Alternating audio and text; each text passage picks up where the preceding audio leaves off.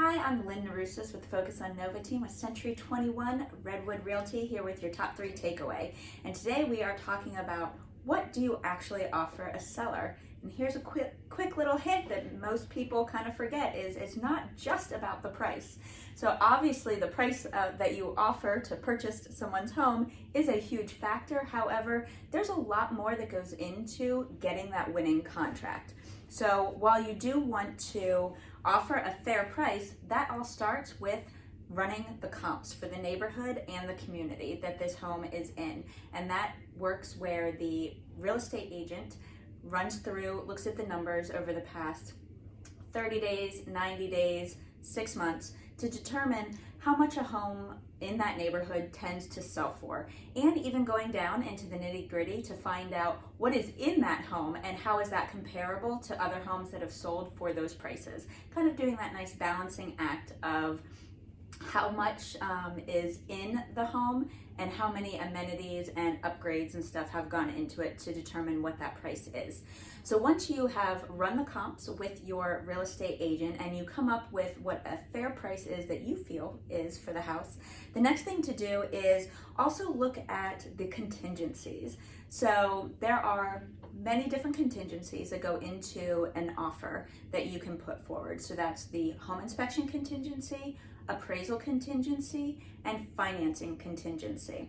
Now there is another contingency that does tend to come up a lot in Northern Virginia, and that is either the HOA or the condo document review.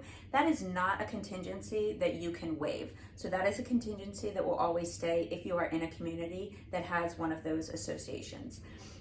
Now, you can waive a contingency, and that is something that you actually really want to talk about with your real estate agent to find out if it's worth waiving a contingency and how comfortable you are with waiving one of those contingencies.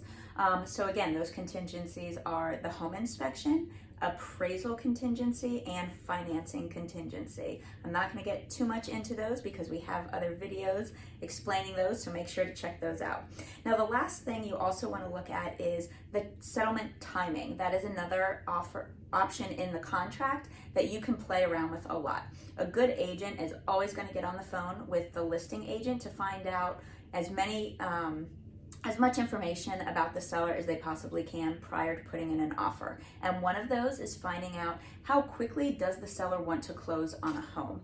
Now, if you can work with the seller and try and get a quick close done, that's going to look very beneficial for you in their eyes. So the other thing is maybe they need a longer time in the home, so you would be willing to do a rent back to where you purchase the home but then rent it back to that seller for a certain amount of time for what their needs are.